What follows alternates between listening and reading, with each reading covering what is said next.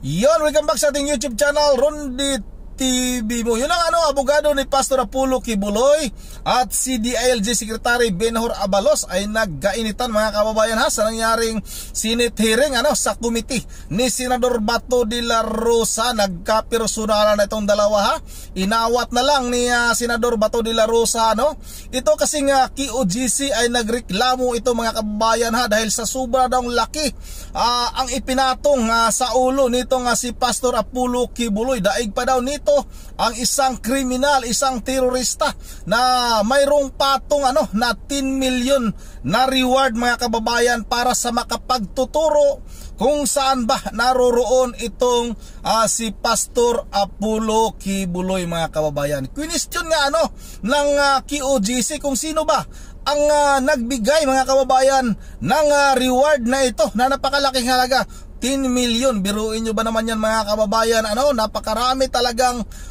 mag-interest niyan dahil nga sa napakalaking halaga. First time daw ito nangyari dito sa ating bansa na magkaroon ng ganyang kalaking reward, 10 million para sa isang tao na hindi naman daw kriminal, wala naman daw ipinapapatay, hindi naman terorista, pero nga sa napakalaking reward na inanunsyo ng DILG mga kababayan. Yun ang wag na natin itong patagalin at bahala na rin kayong humusga. Ito na, sabay-sabay natin itong panoorin. Senator Ronald De La Rosa, ang ating chairperson, kay Senator Robin Padilla, sa lahat po na nandito po ngayon. Mr. Chair, with your indulgence, can I make an opening statement? Yes, sir. Yes, go ahead, Secretary. Ikaklaro ko lang para sa lahat at maunawaan po natin ang issue po rito. Yung pong reward na sinasabi, ito po ay inaalok. Hindi po ako nag-solicit nito. Never po ako nag-solicit. Never ko po nahawakan ng pera. Gusto lang nilang tumulong. At sila po ay nag-aalok ng pera sa mga magbibigay ng paraan upang mahuli si Pastor Kibuloy. Hanggang ngayon po, wala pa hong nabibigay ni singkong pera sa mga nahuli, maski na kay Canada. Tatanungin niyo po kung bakit. Siguro po natakot dahil nag-offer ng 20 million reward ang KOJC. On record po iyan, maski tanungin niyo po ang lahat. Inuulit ko, wala po akong natanggap, never ako nag-solicit po rito, at ito'y lamang pagtulong para mahuli si Pastor Kibuloy. Ngayon, sasariwain ko lang at ano ba legalidad nitong pagbibigay ng award. Alam nyo, ito'y parang pagtulong . In fact, may nakita kong isang clip na kung saan ang mismong, hindi ko po alam kung siya ay abogado ng Kingdom of Jesus Christ, nakikita kong kasama po niya, na siya mismo nagsasabi ay ito'y legal dahil ginawa niya po. Baka pwedeng i-play ko po yung tape ni Attorney Topacio. Paki-play lang.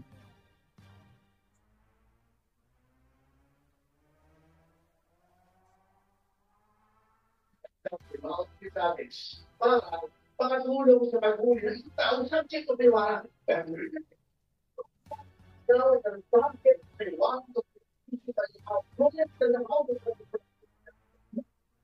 Okay. So, iyan po ay isang insidente na kung saan mismo ang isang abogado na nakikita kong kasama ng Kingdom of Jesus Christ, siya mismo ang nagbibigay ng reward, mismo sa gobyerno. Mismo sa gobyerno. Siya po mismo yan. Ngayon, ayon nga sa batas, ito'y klinaro ko na po. Ang tanong dito sa mga nakikinig natin, kasi narinig ko yung mga nag-aano kanina tungkol sa pulis . Sana naman sa mga kababayan natin, let us place the things in its proper narrative. Ilagay natin sa tama. Ano yung tama? Kami po ay ginagawa na namin ang trabaho namin. DILG po ako, sinusupervise ko po ang kapulisan. Ang pulis po, nananahimik yan. Pero kailangan gawin nila ang trabaho nila, ang mag-serve ng warrant of arrest. Ano ba sinaserve nila rito? 3 bagay po. Number 1, ito po ay galing mismo sa Davao Court, Branch 12 at sa Pasig RTC Branch 159. Sa mga nakikinig po, kung ikaw ay magkakaso, kunyari kaming dalawa ni Attorney Bascuna, Abalos versus Bascuna. Maghihiring kami sa piskalya. At kung matalo si Bascuna, ang kalaban niya na ay ang people of the Philippines. Ang kalaban niya na ang mamamayan ng Pilipinas. Yun na po ang nangyari rito. Sa RTC, tapos na po ito, umantong na sa people of the Philippines versus Pastor Kibuloy. At nag-issue ng warrant of arrest for child abuse. No? Ito ay ang sexual na, ito ay pag-aabuso sa mga bata. No? Ng criminal case number RDBO 24-01439 ng Davao Branch. And another warrant for sexual abuse. No? Ito po ay sexual na pagsasamantala. No? Dito rin po sa Davao. At sumunod ay ang Pasig RTC. Nag-issue na rin ng warrant of arrest for trafficking in persons. No? Ito yung qualified trafficking under Section 4 and 6, anti-trafficking. No bail po ito. No? No bail po ito. Matindi ito. At bukod dito sa mga warrant na ito, I would also like to point out, meron din itong sa Amerika, may kaso rin ito. Conspiracy to engage in sex trafficking by force, fraud, and coercion. Pakikipagsabuatan upang isagawa ang sex trafficking sa pamamagitan ng pwersa, panloloko, pamimilit, pati na rin ang money laundering. No? Pero lahat po ito ay alleged. Hindi ko sinasabing guilty si Pastor Kibuloy, hindi po. No? He is deemed to be innocent until his guilt is proven. That is why may proseso tayo rito. Hinahanap siya ngayon para siya ay tumayo sa hukuman at sagutin ang mga akusasyon na ito. Yun lang po ito. At hindi lamang yun, Mr. Chairperson. Meron din tayo ngayon na Senate warrant dito mismo sa Senado na inisyu noong March 19, 2024 ni Senator Risa, ang Committee on Women and Gender Equality. No? Ito po'y dahil yata sa kanyang, para dumalo siya sa mga hearing po rito. So tatlo po ito. Sino magsaserve nito? Ang Senado, and again, ang kapulisan.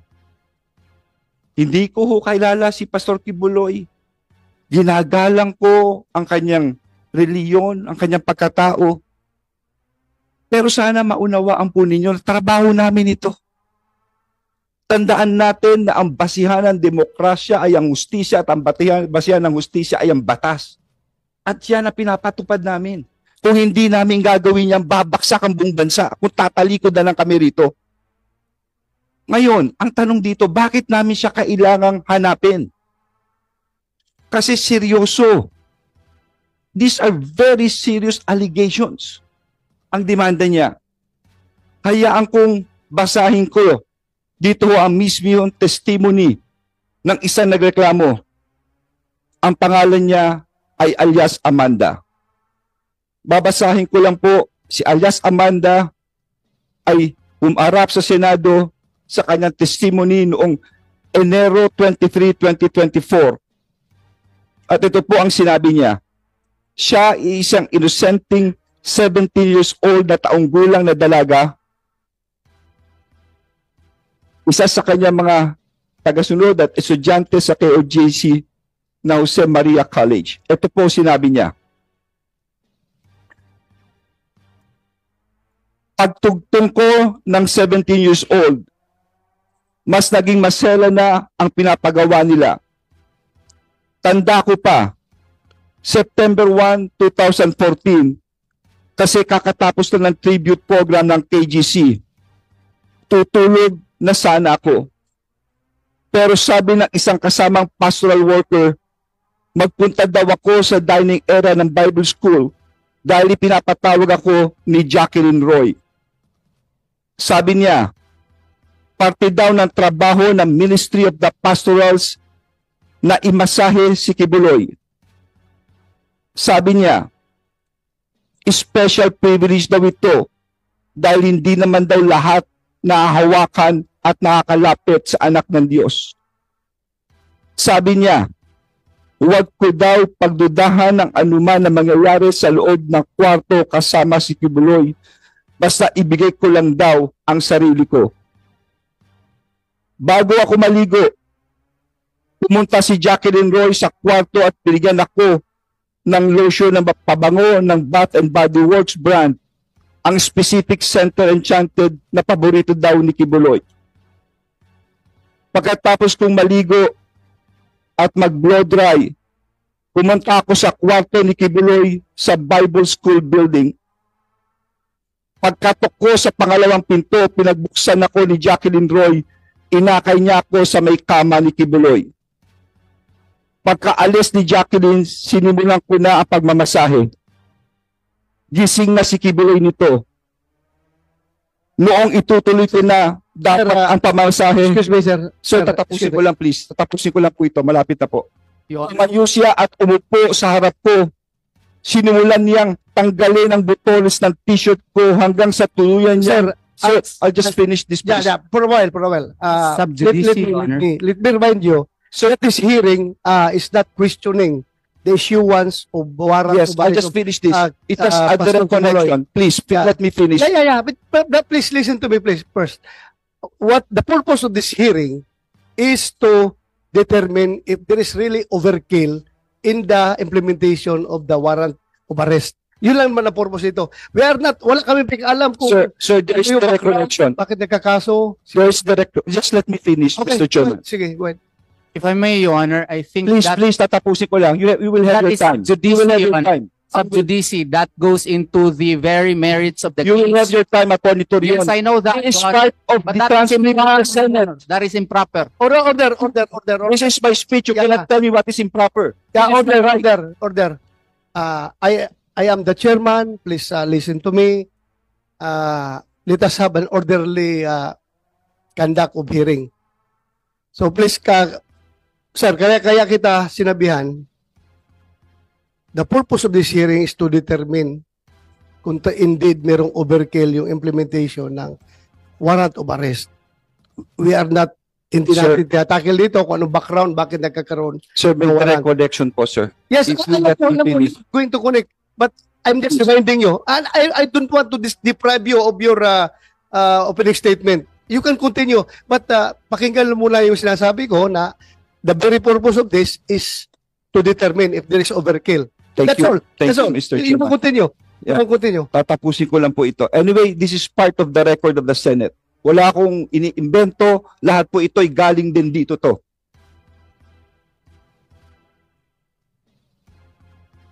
Noong itutuloy na kung na dapat ang pagmamasahe, tumayo siya at umupo sa harap ko. Sinimulan niyang tanggalin ang butones ng t-shirt ko hanggang natuluyan niyang tinanggal ang buong t-shirt ko. Noong nakahiga na ako, pumaibabaw sa akin si Kibuloy. Gusto kong sumigaw ng tulong at tanungin kung ano ang ginagawa niya. Pero naalala ko na bawal akong mag-question. Nanginginig na ang katawang ko sa takot at nakatitig lang ako sa kisame. Pinipigilan ko na ang mga luha ko dahil sobra akong nagulat at walang magawa. Pagkatapos ay tuluyan na akong pinagsamantalahan ni Apollo Kibuloy. Noong siya ay natapos na, pumunta ako sa CR. Tulala pa rin ako. Nakatitig lang sa kisame. At dito nagsimula akong umiyak. Point of order, Your Honor. Nais Thank ko you lang so much.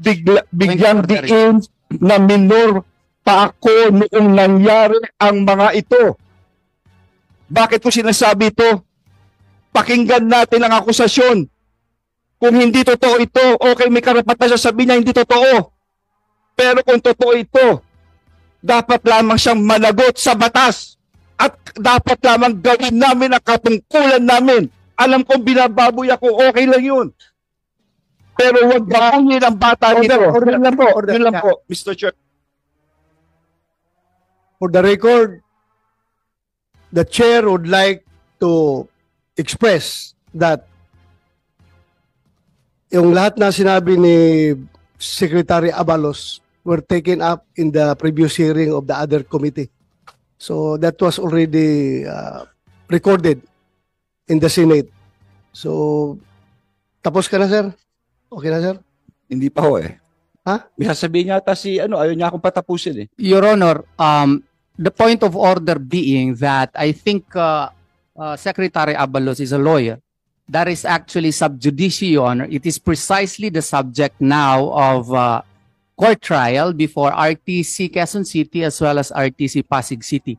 To quote directly from the declarations of an alleged complainant, Your Honor, would be delving into the merits of the case, which is no longer the issue in this case, because the issue in this case is whether or not there was excessive force in the implementation of the warrant of arrest. We are not into looking as to whether or not the allegations of one alias Amanda was true or not. That is subject within the jurisdiction of the court, because those cases have already been discussed and dismissed by the City Prosecution's Office of Davao City, and that has been pending before the Department of Justice for 4 years. Well, it was resolved, and our motion for reconsideration now, Your Honor, is still pending before the DOJ, even if warrants of arrest have already been issued against my client. So it would be unfair, Your Honor,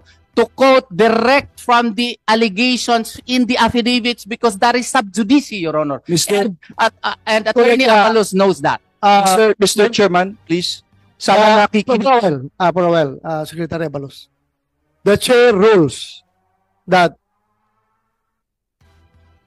this committee is focused on investigating the subject at hand, which is the alleged overkill in the implementation of the warrant of arrest.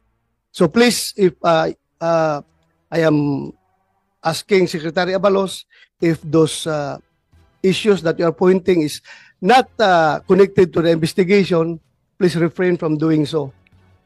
Mr. Chair? Yes, go ahead. Okay. I'm sorry for my voice. Okay. Sana nakikinig lang, Mr. Chair, si Atty. Torion sa sinabi ko. Hindi ko sinasabing guilty ang kanyang kliyente. Klaro naman ang sinabi ko. He is deemed to be innocent until his guilt is proven. At ito po'y nasa korte ngayon.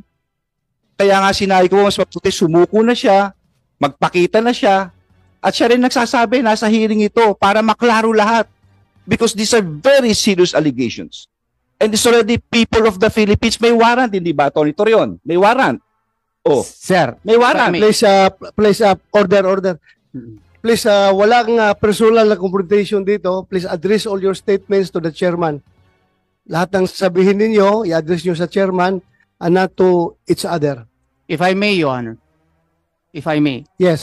The problem with the statements of Secretary Abalos, he being a lawyer, is that he quoted verbatim the allegations in the affidavit complaint, which is now actually on trial before two courts, Your Honor. So that is clearly improper because the issue in this case is not the validity, the truthfulness, veracity of the contents of the affidavit complaint.